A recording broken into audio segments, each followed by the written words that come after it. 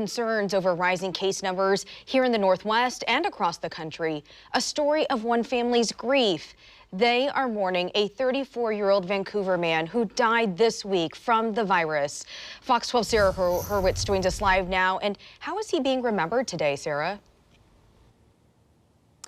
Well, the family had a lot of emotional words to say in their statement that they gave us today. You know, they do say that 34-year-old Dan Tran was healthy and that he had no pre-existing conditions.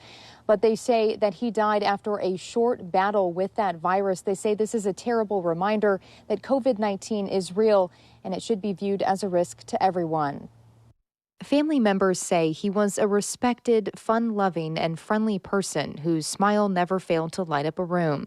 But on Tuesday, after a short battle with COVID-19, 34-year-old Dan Tran died. Tran was soon going to be married to his fiancée Jessica, but they were rescheduling plans due to the pandemic. Tran's family gave this statement to Fox 12 on Friday.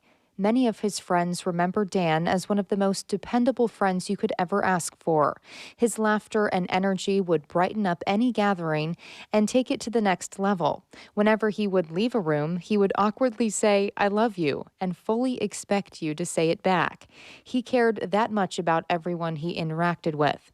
If we are to measure a person's success not by his wealth, but by the amount of people positively impacted by that person in their lifetime, then Dan was the most successful person we know. In a phone press call Friday morning, the Oregon Health Authority talked about how the virus is impacting younger people. According to recent data, as of Friday, 39% of the state's COVID-19 cases are people aged 20 to 39, with almost 4,400 cases in that age range and 157 hospitalizations. 2 have died. OHA says younger adults and children are much less likely to have complications and to die from COVID-19. But OHA says if they do contract the disease, they may suffer complications after they've recovered from the virus. This disease is primarily spread as people breathe the virus into their lungs. And we initially thought of this as primarily a lung disease, a breathing disease. But what we've seen as we learn more about this, not just in the multi-inflammatory syndrome in children, but in blood clotting in adults and other individuals who get this disease, is this disease can have serious implications across the body.